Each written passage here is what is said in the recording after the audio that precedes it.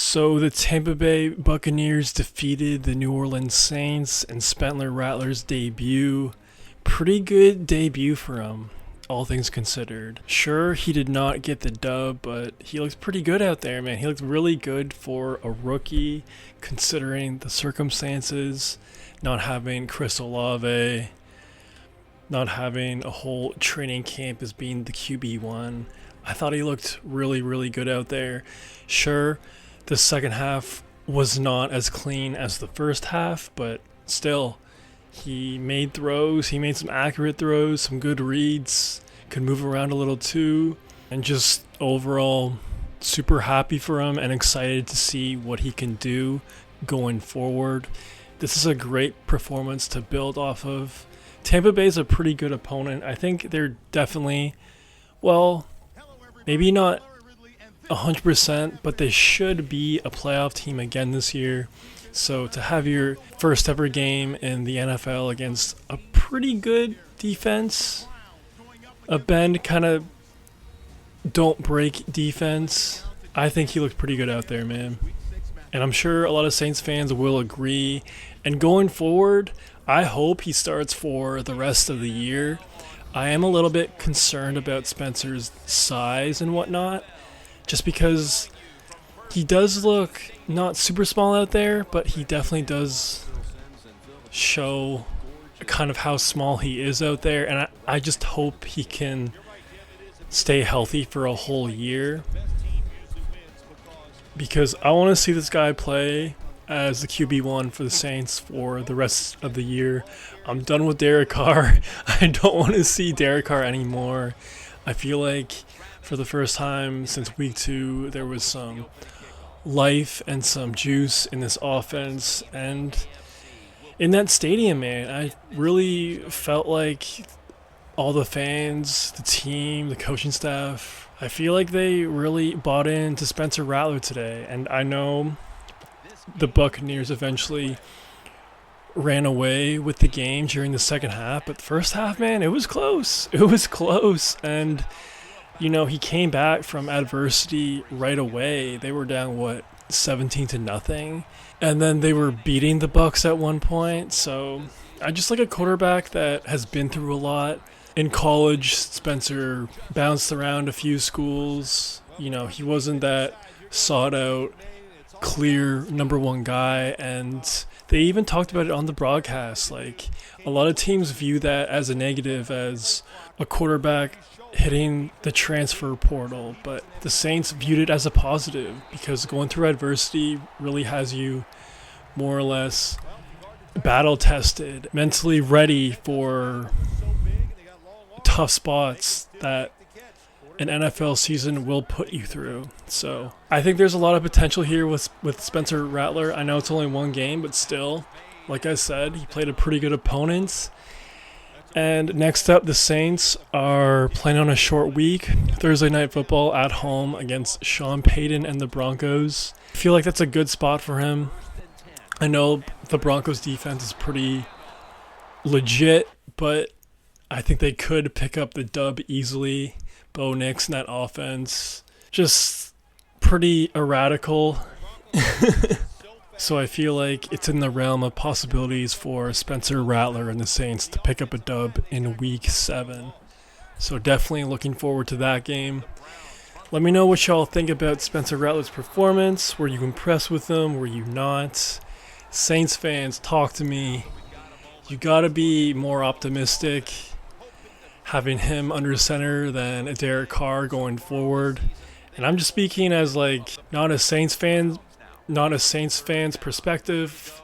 I gotta be honest, I'm not the biggest Derek Carr fan, so I may be a little bit biased here, but I'm just done with Derek Carr. I don't want to see him anymore. That pick he threw the first quarter against the Chiefs, just completely awful. Hopefully that's his last time doing that. And I just want to see Spencer start the rest of the year, because I really think you could build something with him. This offense has a lot of weapons to support him with. Chris Olave was out today, unfortunately. Having him back in the fold will definitely be very helpful with Spencer. You still have Kamara. You have a good tight end group. I just think he's in a pretty good position to be successful. And I just want to see him progress and get better. But let me know if you agree with me, or do you just want to see Derek Carr come back once he's healthy in a few weeks? Let me know in the comments. Now, another quarterback started today, Maye. Now, I feel like Gerard Mayo and company kind of screwed up. Really, the best time to start him would have been a week ago with the Dolphins.